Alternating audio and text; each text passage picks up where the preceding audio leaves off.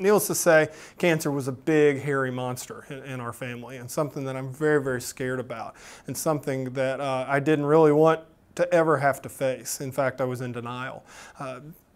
Kind of fast forward a little bit, as I started growing, I noticed something strange about myself, that I am the 102nd Dalmatian. I have a lot of spots. Apparently, I have what's called dysplastic nevi syndrome, which is an abundance of large misshapen moles. My family, apparently my parents, when they got together, they gave me some incredibly good genes because I'm a very good artist and a very good cartoonist, but they also gave me some bad genes, and there's a bad skin gene apparently coming through my father's side of the family. My great uncle, my grandfather's brother, died of melanoma, but he was 88 years old, and really nobody thought anything about it. I was like most kids. I got out in the sun. Obviously, during the 70s, there wasn't a lot of emphasis on sunscreen. But then again, my parents didn't stick me out to turn into a lobster either. I just got probably as much sun as anybody else, and I didn't think anything about it. But you know, one thing about melanoma is that the damage is done when you're young, and you pay for it 20 years later.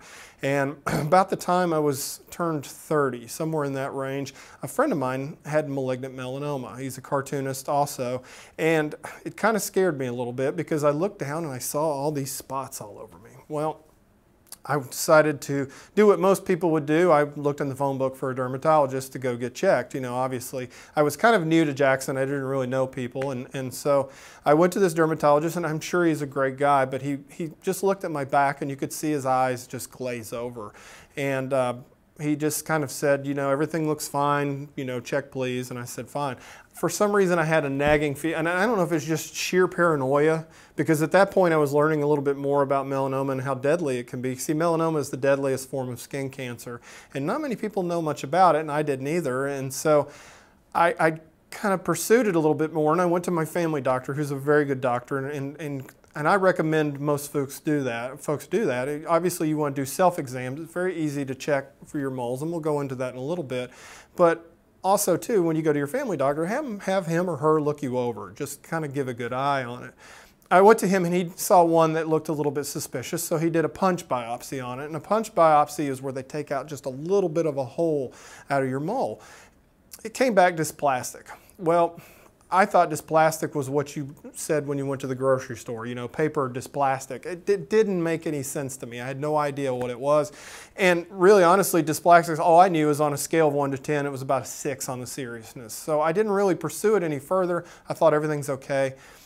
About a month or two later, though, I started getting an uneasy feeling in my stomach again. And like I said, I just, thank goodness I'm fairly paranoid as a person. Went to another dermatologist. This one it came recommended to me. And he looked at me, and he didn't really see anything that jumped out at him. But he said, you know, you might want to just go ahead and have a plastic surgeon take this mole and this mole off. Okay, that's fine. Well, I'm a guy, all right? Guys aren't famous for going to the doctor. Sorry, guys, if this offends any of you out there. It's true. You just honestly don't go. And I can show you, not only can I show you several scars, but I can show you the footprint on my rear end where my wife kicked me to the doctor 2 months later. I went to the doctor 2 months, or about, well, maybe a little less than 2 months later. Went to Dr. Kenneth Barraza, plastic surgeon. He looked at me, and I want to play poker with him because his face just went, you know, you could kind of see it in his face, like he said, okay, this is coming off now. And he pointed to a spot on my back. Well, I obviously freaked out because, you know, I was like, oh my gosh, there's something wrong with me.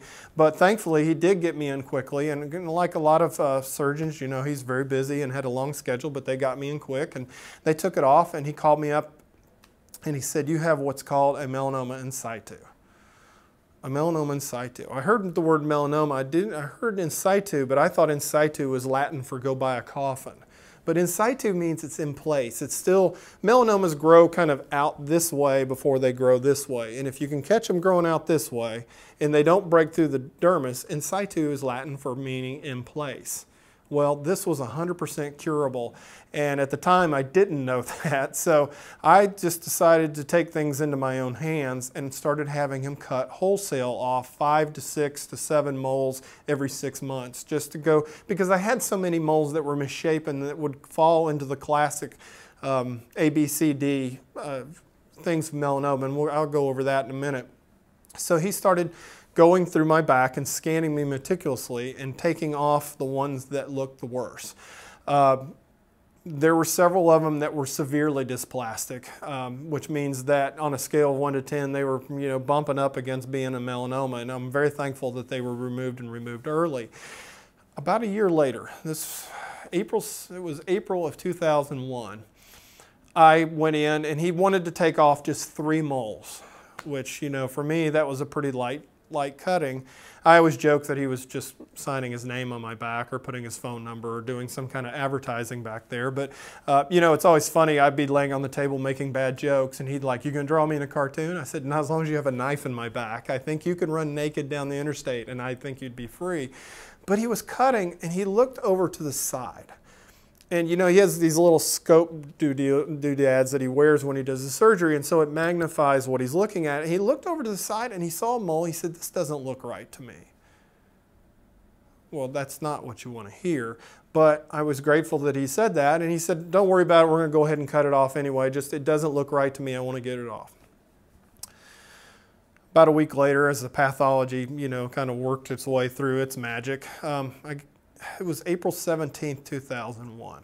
I remember that day very well. It was the flag vote in Mississippi. And I had done some cartoons that apparently made some people quite mad because I was getting hate calls throughout the day. And some of them were from very nice folks in Texas. I was getting phone calls, not just from Mississippi, from everybody. And I was getting cussed and I was getting threatened.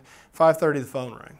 I was like, "Oh God, here we go again." I picked up the phone. It was my doctor, Dr. Perez, and he said, "I just wanted to let you know you have cancer. You have a malignant melanoma." The one that he didn't quite look right to him was a malignant melanoma. And I just sat there and I said, "Well, how deep?" At this time, I knew a little bit more about it. I'll talk about that in a second too.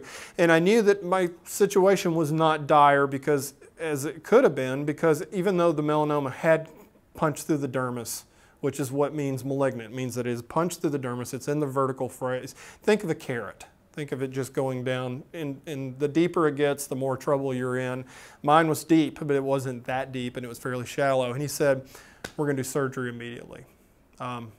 So a couple days later, I was here at Baptist and had a newborn kid, just a few months old, pondering whether or not I was going to be around for much longer, because melanoma is, once it gets into the vertical phase and starts spreading, is very aggressive. It's the kudzu of cancer, I like to say. It goes very quickly. And when you're a melanoma patient, it's kind of like when you're driving down the highway in Mississippi. In Mississippi, we have an extra tax when you get your windshield hit with rocks. And melanoma is like that. You get a ding on your windshield, you go immediately get it fixed, no problem, you're good.